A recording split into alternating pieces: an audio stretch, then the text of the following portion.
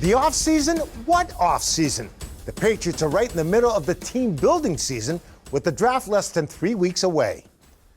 Hello and welcome to Patriots All Access presented by GEICO. I'm Steve Burton.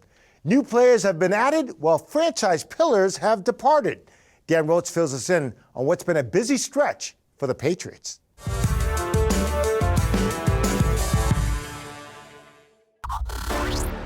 The NFL League year is well underway, and the 2023 roster shaping has fully begun in Foxboro. The most notable free agent departure is wide receiver Jakobi Meyers, who inked a 3-year deal with the Las Vegas Raiders. Also joining Meyers in Las Vegas, quarterback Brian Hoyer, as he reunites with Josh McDaniels. Everything was about winning. Everything was about being the best you possibly could be. Another departure was Devin McCourty, a 3-time Super Bowl champion who will be missed both on and off the field. Picked off by Jonathan Jones, runs out of a tackle right into the end zone. The free agents that are staying include defensive back Jonathan Jones, who inked a 2-year deal. Yeah, it was a big one. He gives us a lot of leadership and presence back there. He's been a great player for us. Epitomizes what we want, a Patriot player. Touchdown, Juju Smith-Schuster. Free agents from around the NFL that are Foxboro bound include former Kansas City and Pittsburgh wide receiver Juju Smith-Schuster, who inked a 3-year deal to play for Bill Belichick and the Patriots. I've always been a fan of Bill. I know what he's capable of. I know what I can bring to the team. And just, like I said, it's going to be a fun year. Also agreeing to a deal, former Miami tight end Mike Gesicki, who's also recruited by offensive coordinator Bill O'Brien to come to Penn State. I knew, OB going all the way back to my high school days, so it's 10 years later now, but it's exciting to finally be able to play for him. With the 29th pick in the 2022 NFL Draft. Next up for New England, the NFL Draft at the end of the month in Kansas City, something owner Robert Kraft is looking forward to. Having a solid draft is the foundation to building a team and sustaining it. And in this draft, the Patriots will have 11 picks, including the 14th overall pick, so they should get some quality talent there. And speaking of quality, for the last 22 seasons, Steve, Bill Belichick has had at least one undrafted rookie free agent make this team. All right, Dan, that's good stuff. We'll be back with more Patriots All Access right after this. Patriots All Access is brought to you by Bank of America, the official bank of the New England Patriots. By Ace Ticket, where New England fans go for tickets to all their favorite events. Visit aceticket.com. By Pepsi, Patriots watching better with Pepsi. And by Putnam Investments. Putnam Investments and the New England Patriots, proud partners committed to an active game plan on the field and off.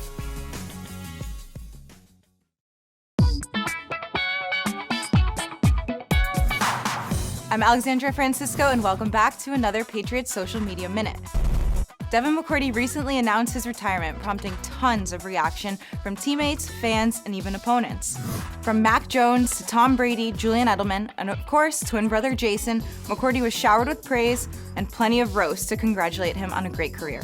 Celebrations didn't end there, though. McCourty was invited by the Red Sox to throw out the first pitch on opening day. And sure, the ball may have bounced before it reached home plate, but we're gonna cut him some slack. He just had shoulder surgery. If you thought Marcus Jones was versatile on the football field, you should see him making music. The All-Pro punt returner released a new song that he wrote and produced on Friday under the stage name Elliot J. The track is called Make It Right, and it's one of 3 songs he plans to release before the season starts. May be too close to determine the song of the summer, but at least we'll have this before OTAs to get loose to. This has been your Pat's Social Media Minute. We'll see you next time.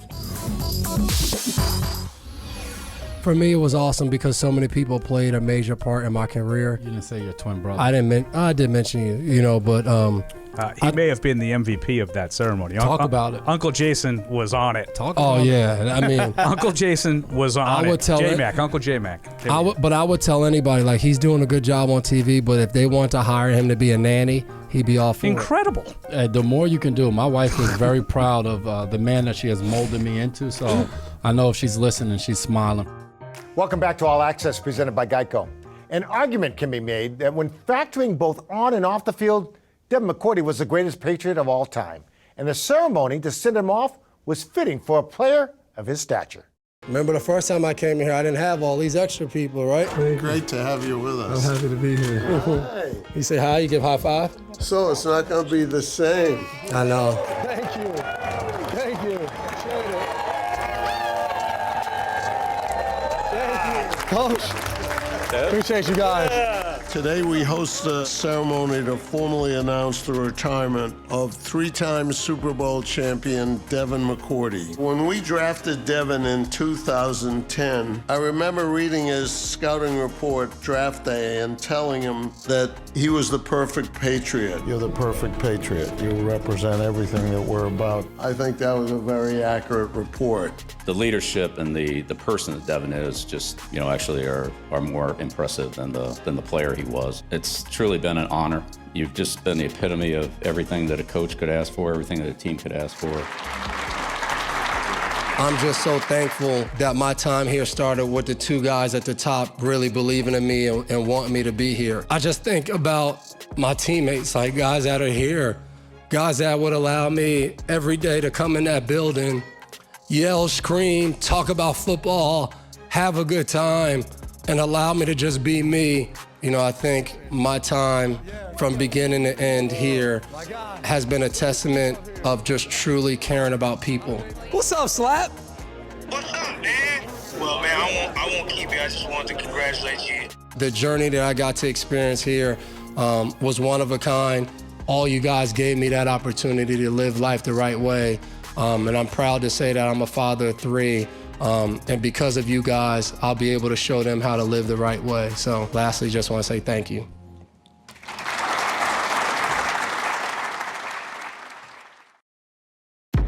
This profile is brought to you by Pepsi.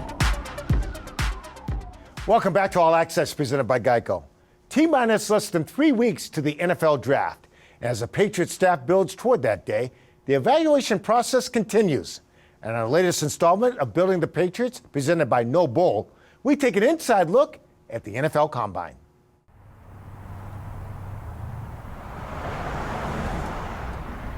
It's 3 days before the Patriots scouting contingent traveled to Indianapolis for the 2023 Combine. Toughness. This guy will absolutely run through a wall. As a scouting staff, we went from Vegas to Mobile, and then we got back to the office and regrouped and had all the area scouts and national scouts back in the building to kind of, regroup after the All-Star process. And again, a lot of that will come down to, as JT hit, the overall dependability. We think we can really rely on this guy. A lot of preparation for free agency, and then a lot of preparation here for the Combine, and then leading into the draft. I had a little trouble staying on the field early because he played recklessly, got a bunch of personal fouls. I was just thinking teams are going to want to play this guy on early downs. It's great when everybody feels, the same way about a player, but I think it's great to have differing opinions and get those different perspectives. I mean, this guy's really athletic, explosive, and fast. Yeah, he was hurting people in practice. But part of the reason why they had a really good year this year. Another guy who was sitting there in Indy. Remember now, it's got to be alerted. You got to be alerted. Here we go. Yeah!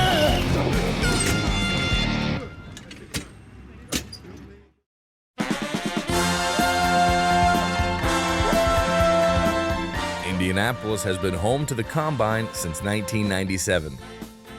It's a walking town with everything centralized in one location, making it convenient for NFL teams. Matt Groh attended his first Combine in 2012. I don't know if the Combine's changed. It's certainly changed for me. We had just lost the Super Bowl, and then we had to turn around, and come back to the very same stadium that we had just lost, about a month prior, and that wasn't a great feeling. And I think I was, maybe the first person in the stadium each morning because I didn't really know where I was going and trying to make sure I didn't screw anything up for Nick and Coach and Miss Nancy. So I don't know if the Combine's changed, but my role here has certainly changed.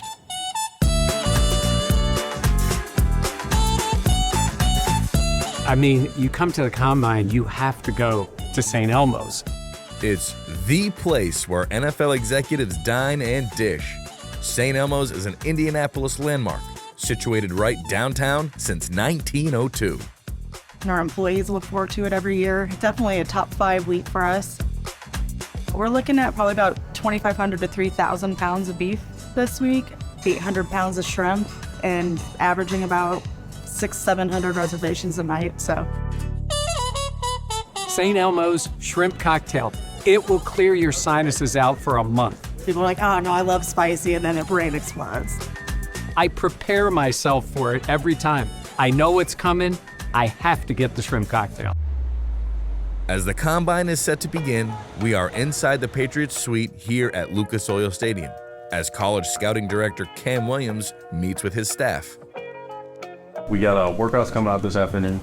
I'd say let's focus on identifying the guys in your perspective areas that have elevated, guys that stand out. They're obviously going to test and they're going to blow it out, and that's going to be a big part of it, but just making sure that we're focusing on the workouts.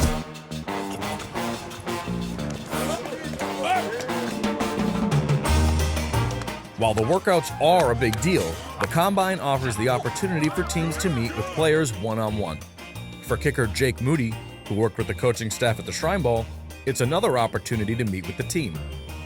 I saw him around here a couple times. It was good seeing him again. It's just understanding where we are in the process and understanding where we are with each player. I think, there's certain players that we've been on and on top of earlier in the stages of following their career path, and there's certain guys that have popped up later in the process that we need to continue to dig on. How long do you have with the guys? 15 years. It's locked at 15 years. Okay. One person who did not get his 15 minutes of fame is former Patriots tackle Sebastian Vollmer. He did not get invited to the Combine. I was hoping I would get invited, but I didn't. No invite? No problem. All Vollmer did was play 8 seasons for New England, becoming a Super Bowl champion in the process. Fast forward 14 years later, and Vollmer is finally at the Combine as a reporter for German television. Willkommen zum diesjährigen Combine in Indianapolis. I wish there was one of the experience I didn't have in my career. I wish I did. Not complaining, obviously. It worked out well for me, but I think it's a cool experience, so congrats to those guys that are here. That's our job to find those kinds of players, and I'd say it's really a testament to Sebastian more than anything to become the player that he was. Then, it doesn't matter where you're drafted, or where all-star game you're at, or if you're at the Combine. It's ultimately, when you get to your team and what you make of it. We need to clear up because it looked like it's February. The draft's not for a while. We have a long way to go to figure out the rest of the player. Appreciate you guys doing all this and all the meetings we have set up and all that stuff too. So keep on keeping on. Patriots All Access is brought to you by Bank of America, the official bank of the New England Patriots. By AdCare. Be recovery strong. Speak up.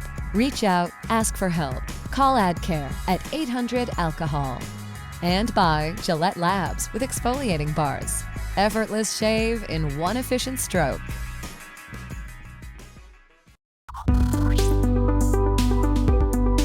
As it stands today, the Patriots will begin the NFL Draft later this month, with 11 total selections. 1 pick in rounds 1, 2, and 3. 3 selections in the 4th round. No picks in the 5th round. 4 picks in the 6th round, and a single selection in the 7th round. Welcome back to Patriots All Access, everyone. I'm Bob's Discount Furniture Studios with Mike Reese and Paul Perillo. A lot has changed since the last time we met. What do you like so far?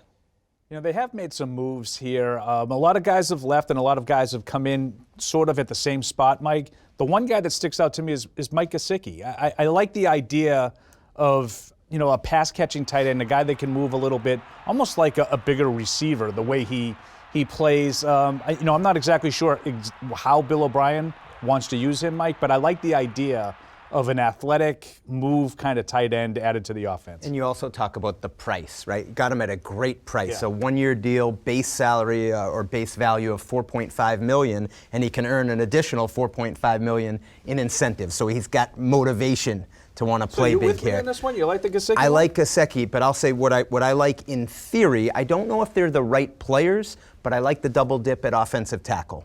Riley Reef, Calvin Anderson. Mm-hmm. Here's why. last year, offensive tackle, the injuries they had, build up the depth. And maybe you don't have to rely on Trent Brown as much with those 9 penalties, or you give Trent a little more motivation, right, to reach his potential. So whether Reif and Anderson are the right guys, Paul, that they can step in and do it, I don't know that, but I like the mindset of that position. So all that being said, what's missing? I still think they have some holes, obviously. I think whereas I like the depth at tackle that Mike talked about, they still may need a starting caliber player, but more so I'm going to focus on the other side of the ball. At cornerback, I like the fact that Jonathan Jones returned, but I still think there are some openings there. And I would really think long and hard early in the draft, Mike, with a top-flight, athletic cornerback with some size. I think they're a little bit small in the secondary. I really like what Paul said, and playing off Gesicki, Paul mentioned big receiver type. I think they need a tight end who's more of a blocker. Because think about it, Gesicki, really more of a big receiver, like you said, Paul. Hunter Henry, I think I would say a better receiver than he is a blocker, but a functional blocker. But so you say you want to bring in another tight end? Another tight end, Steve, but it has to be a specific type. One you can line up at the line of scrimmage, can help you in the run game, and also contribute. And Steve, we'll get to it in a couple of weeks when we do some draft stuff, but tight end, a really strong class in this year's draft. So I'm with Mike as well on that one. All right, I do want to address what came out at the meetings, Lamar Jackson. Is there a possibility whatsoever? Why are you smiling? Because he poo-pooed it. I had a dream. I had a dream of Lamar Jackson just like everybody else. I was all in. I'm still sort of mildly intrigued by it and excited about it. I really love Lamar Jackson. I love the idea of a dual threat kind of guy. Mike is going to tell you all the practical reasons why we shouldn't believe in these sort of things, because he's a reporter and I'm just a fan. No, don't say that. But like to me, it was, I got excited when I listened to Mr. Kraft talk about that and say, that Lamar Jackson wants to be here. It's been a few years since we've heard high-profile guys openly talking about wanting to be here. I'm all for it. I think that any way they can make a trade to get this guy, I would be all for. And Devin McCourty said it. When a player like Lamar says he wants to play for your team, you at least should make a call just to see what that's all about. But here's why I will tell you that the team isn't moving in that direction. I mean, first, the money, the financial commitment would be record-breaking.